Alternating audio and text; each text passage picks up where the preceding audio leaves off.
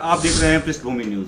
बताते चले कि कांग्रेस जो है वो पूरे भारत प्रदेश पूरे राज्यों के भीतर संविधान बचाओ रैली का आयोजन कर रही है। इसी परिप्रेक्ष्य में 6 तारीख को रांची के भीतर भी संविधान बचाओ रैली का आयोजन हुआ। बताते चले कि कांग्रेस के शीर्ष के नेता गण मौजूद भी रहे इस रैली के भीतर और इसमें जेएमएम भी समर्थित ये रैली रही है। और इस वक्त हमारे साथ भाजपा नेता अशोक जी हमारे साथ मौजूद हैं, जुड़ेंगे, इनसे बातचीत करेंगे कि आखिर अगर कांग्रेस को लगता है कि संविधान खतरे में है तो क्या वजह है।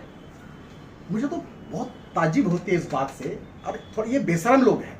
ये आए थे जिस दिन कांग्रेसी, यहाँ कांग्रेस के बड़े बड़े राष्ट्रीय नेता आए थे रांची भगवान बिरसा मुंडा की धरती पर, जिन्होंने स्वतंत्रता आंदोलन में अपने प्राण का आहुति दी थी। ऐसे पवित्र भूमि में कांग्रेसी आकर इतने निर्लजता और इतनी बेशर्मती की हद पार कर देते। साहब, आप संविधान बचाने का संकल्प लेने आते हैं और आपके मंत्री, झारखंड मुक्ति मोर्चा के मंत्री जिसको कांग्रेस समर्थन देकर यहाँ सरकार बना रही है, वो बोलते हैं कि हम संविधान को नहीं मानते, हम शरीयत को मानते हैं।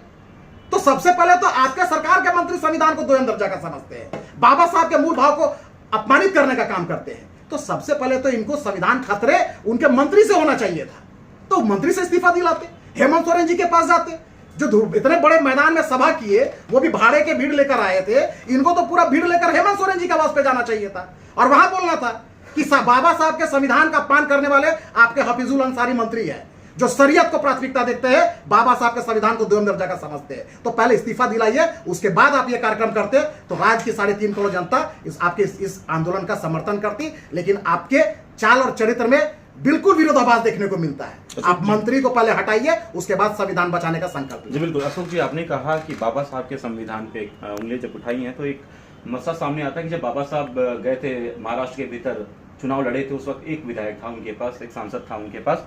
उस वक्त नेहरू जी ने ही उन्हें राज्यसभा भेजा था। इस पे क्या कहते हैं? देखिए, इसमें कहीं कोई किंतु परंतु नहीं कि कांग्रेस इस देश से सबसे पुरानी पॉलिटिकल पार्टी है। जितने बड़े नेता पुराने जमाने थे सब कांग्रेस से ही निकले हुए थे।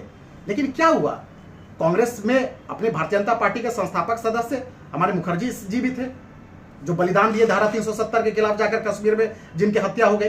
देखिए, बाबा साहब कांग्रेसी थे, उनका राजनीतिक इतिहास कांग्रेस से रहा है। लेकिन क्या कारण है कि कांग्रेस से उनको इस्तीफा देना पड़ा, मंत्रिमंडल से इस्तीफा देना पड़ा। उनको निर्दलीय चुनाव में नेहरू जी ने अपने प्रत्याशी उतारकर बाबा साहब को चुनाव हरवाने का काम किया और जो बाबा साहब को हरवाए थे उनको पद्मश्री पद्म भूषण से सम्मानित किया गया। देखिए, ये लोग का इतिहास बाबा साहब के भावनाओं की हत्या करते हुए है और जो आज भी बाबा साहब के मूल भाव का हत्या उनके वंशज राहुल गांधी जी, प्रियंका गांधी जी, रॉबर्ट वाड्रा जी, सोनिया गांधी जी, ये सब उनके मूल भाव का हत्या करने का काम कर रहे हैं। अशोक जी, एक सवाल यहाँ पे आता है, आरएसएस आजादी के बाद यानी 70 वर्षों तक तिरंगा नहीं फहराता है अपने कार्यालय पे, आखिर ये क्यों?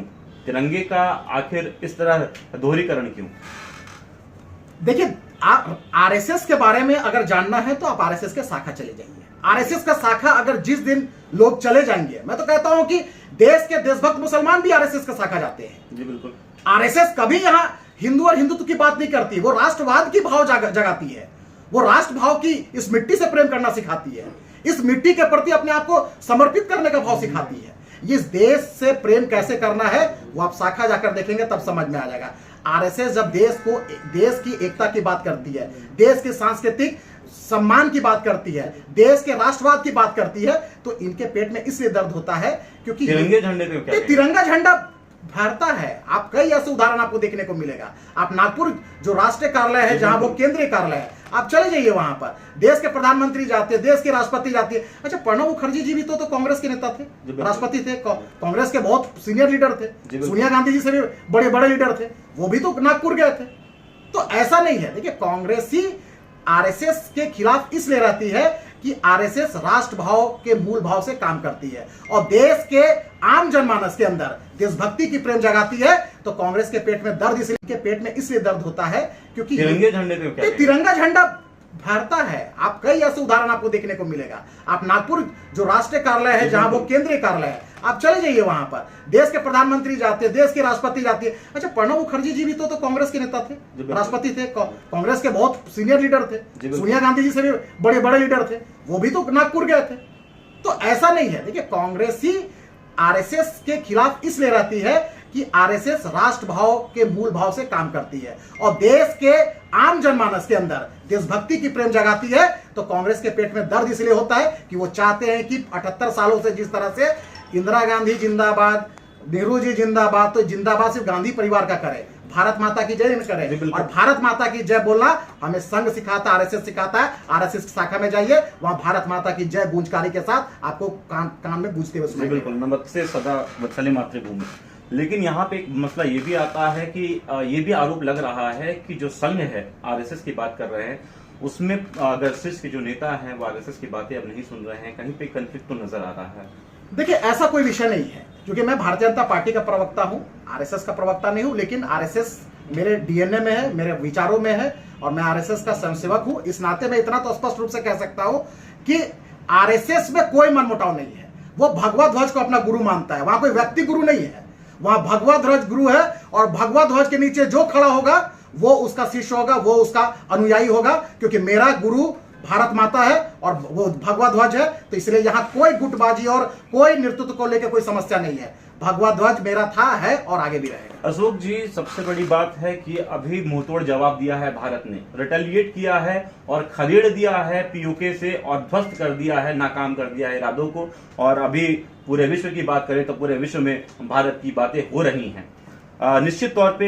लेकिन दूसरे दृष्टिकोण से अगर देखें तो इसे कहीं ना कहीं पे बिहार के जो होने वाले चुनाव, आम चुनाव, उससे जोड़ा जा रहा है कि इस तरह की चीजें, जैसे कल मॉक ड्रिल हुआ पूरे देश में, तो ये सारी चीजें कहीं ना कहीं मतलब लाभ पहुंचाने का काम तो कर रही है। इसे कैसे देखते हैं? देखिए, इनको हर चीजों में राजनीति इन लोगों को सूझती है। देश में इतनी बड़ी घटना होगी, देश के 140 करोड़ जनता इस घटना से आहत है। मॉक ड्रिल की खासतौर पे बात करें, मॉक ड्रिल नहीं, इनको कोई भी घटना देश में होती है, जब देश के पराक्रमी जंबाज सेना जब इस तरह का, जब उनको मुंह तोड़ जवाब देने का काम करती है, तो इनको चुनाव नजर आता है। क्योंकि ये पूरे आजादी के बाद से लेकर आज तक हर चीजों में इन लोगों ने राजनीति किया है। पाकिस्तान तोड़ने से लेकर धर्म के आधार पर देश बनाने का काम किन लोगों ने किया था? यही कांग्रेसियों के डीएनए में है ना, कि धर्म के आधार पर देश को तोड़ना। देखिए, इन लोगों की यही मानसिकता है कि देश के अंदर जब कोई घटना होती है, देश की सम्मान की जब बात आती है, जब देश की पराक्रम सेना, जंबाज सेना जब मुंह तोड़ जवाब देने का काम करती है, और ये नरेंद्र मोदी जी का नया भारत है साहब, ये नरेंद्र मोदी जी का भारत है। आप बोलते हैं ना कि आप धर्म पूछ के मारेंगे तो हम आपके कुकर्म पूछ कर मारेंगे, इस भाव के साथ हमारे देश के वीर जंबाज सेना काम कर रहे हैं। और ऑपरेशन सिंदूर जिस तरह से चलाया जा रहा है, अभी देश की जो विधवाएं हैं वो तो आहत है ही है, देश के 140 करोड़ जनता इस घटना से आहत है।